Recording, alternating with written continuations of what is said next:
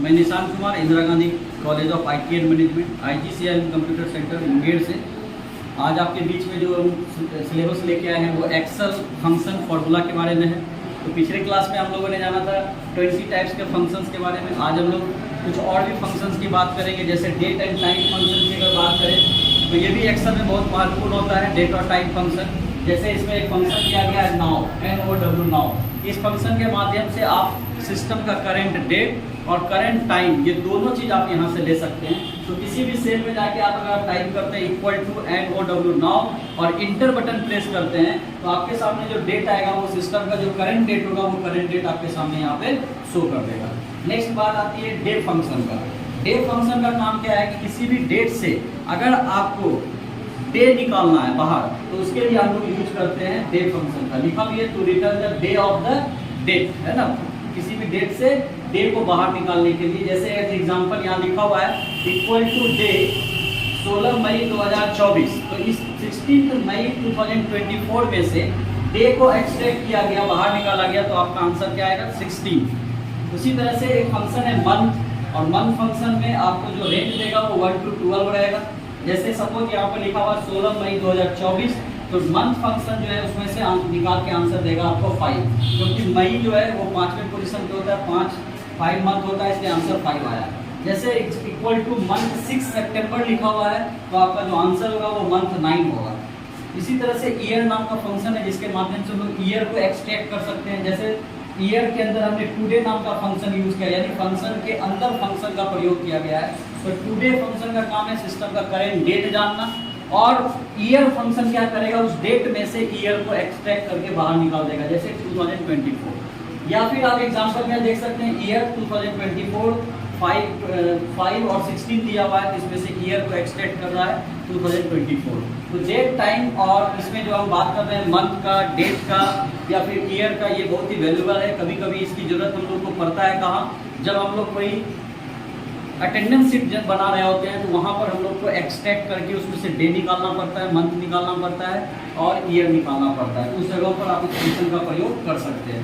Next बात आती है टेक्स्ट फंक्शन का। टेक्स्ट फंक्शन के अंतर्गत अगर हम लोग बात करें तो यहाँ पर एक फंक्शन दिया गया है कॉन्केटेंट। कॉन्केटेंट फंक्शन का जो काम है वो दो टेक्स्ट को, टेक्स्ट 1 और टेक्स्ट 2 को, दोनों को जोड़ने का, ज्वाइन करने का काम करता है। जैसे एज एग्जांपल आप देख पा रहे हैं यहाँ लिखा हुआ है इक्वल टू कॉन्केटेंट निशांत और एक डबल इन्वर्टेड कॉमा में लिखा हुआ है कुमार। तो इस दोनों को, यानी ये टेक्स्ट 1 को टेक्स्ट 2 के साथ में जोड़ने का काम कर रहा है कॉन्केटेंट फंक्शन।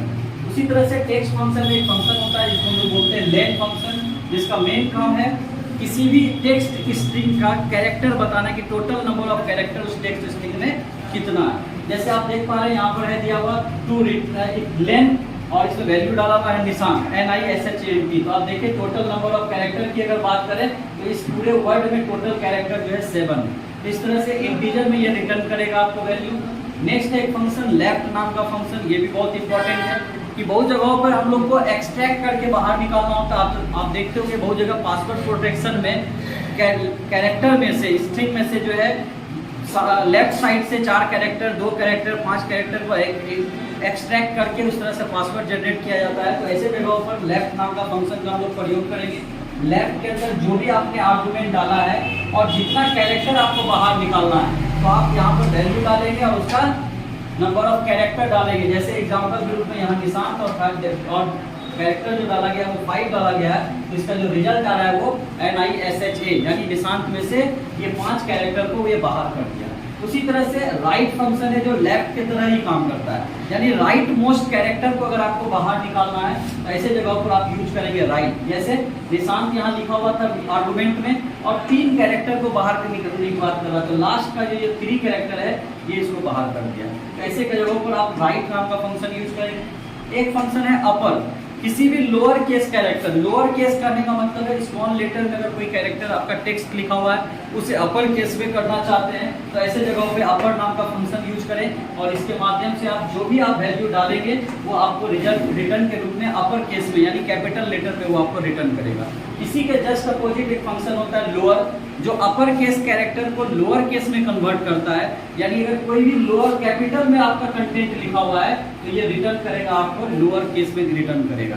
दोस्तों कुछ फॉर्मूला का आपके बात करें तो एक्सेल के अंदर बहुत सारे ऑपरेटर हैं, जिस ऑपरेटर के माध्यम से भी हम लोग फॉर्मूला डिजाइन करते हैं और उस ऑपरेटर के माध्यम से हम अपने डेटा एंट्री को और ज़्यादा इनोवेटिव भी बना सकते हैं। चलिए आज के क्लास में हम लोग थोड़ा सा डिस्कस करते हैं उस सारे ऑपरेटर्स पे। जैसा कि आप देख रहे हैं अरिथमेटिक ऑपरेटर में सबसे पहले दिया गया प्लस। प्लस का काम क्या है, किसी भी दो नंबर को हम लोग ऐड करने के लिए हम लोग प्लस का यूज करते हैं। माइनस, किसी दो नंबर को माइनस करने के लिए माइनस का यूज करते हैं। मल्टीप्लिकेशन, किसी दो नंबर को मल्टीप्लाई करने के लिए हम लोग मल्टीप्लिकेशन का यूज करते हैं। उसी तरह से डिवीजन का सिंबल जो स्लैश के रूप में होता है, आप उसमें किसी दो नंबर को आपस में डिवाइड करना है तो उसके लिए आप इसका प्रयोग करेंगे। एक परसेंट नाम का सिंबल है जिसके माध्यम से आप किसी भी नंबर से परसेंटेज निकाल सकते हैं। एज एग्जाम्पल अगर हमें कहीं जानना है कि 10 का 5% निकालना है तो हम इसके साथ परसेंट का सिंबल लगा देंगे तो 10 का 5% ये हमें बता देगा। इस तरह से परसेंट सिंबल का आप यूज कर सकते हैं। नेक्स्ट एक्सपोनेंट नाम का एक आपके सामने ऑपरेटर रहेगा। एक्सपोनेंट ऑपरेटर का जो मेन वर्क है कि अगर आप कोई नंबर के साथ में एक्सपोनेंट के साथ कोई नंबर यूज करते हैं तो वो उस नंबर का उतने टाइम्स मल्टीप्लाई करके आपको आंसर दे देगा। जैसे अगर देख रहा है 5 एक्सपोनेंट 2 है तो रिजल्ट भी आ रहा है 25, यानी 5 इंटू 5 को 2 टाइम्स मल्टीप्लाई करके आपको ये आंसर दे रहा है 25। नेक्स्ट है एक एम्परसेंड फंक्शन। ये कॉन्केटेनेट के तरह ये भी काम करता है, यानी दो सेल अलग अलग सेल का वैल्यू अगर आप उसको जोड़ करके टेक्स्ट वाले वैल्यू को जोड़ करके अगर आप एक्सट्रैक्ट कर उसको एक जगह सेल में ज्वाइन करना चाहते हैं तो ऐसे जगह पर एम्परसेंड नाम का ऑपरेटर का प्रयोग कर सकते हैं। जैसा कि एग्जांपल में दिख रहा है equal to A12 ampersand double quote और एम्परसेंड के साथ में सेल का नेक्स्ट एड्रेस दिया हुआ है, जिसका मतलब है A12 सेल के साथ में C15 नाम का जो सेल है उसको आपस में ज्वाइन कर दिया। और कुछ ऐसे ऑपरेटर जैसे equal to, greater than, less than, इस तरह के लॉजिकल ऑपरेटर्स हैं जिस ऑपरेटर्स के माध्यम से हम लोग लॉजिकल टास्क को पूरा करेंगे। एक फंक्शन आप देखते हैं पैरेंथेसिस नाम का ऑपरेटर। जनरली कोई भी फंक्शन हम लोग लिखते हैं तो उसके साथ ब्रैकेट का यूज करते हैं हम लोग। रेंज के लिए हम लोग कॉलन का प्रयोग करते हैं। इंटरसेक्शन के लिए स्पेस और यूनियन के लिए हम लोग कॉमा का प्रयोग करते हैं। जनरली अगर हम लोग दो रेंज को आपस में जोड़ना है तो उसमें कॉमा का यूज करेंगे, या दो रेंज में से कॉमन वैल्यू को अगर ऐड करना है तो ऐसे जगहों पे स्पेस का प्रयोग करेंगे। तो ये सब कुछ वैल्यूएबल ऑपरेटर्स थे जो एक्सेल से रिलेटेड थे, जो आपके लिए जानना और आपके एग्जाम के लिए बहुत इंपॉर्टेंट था।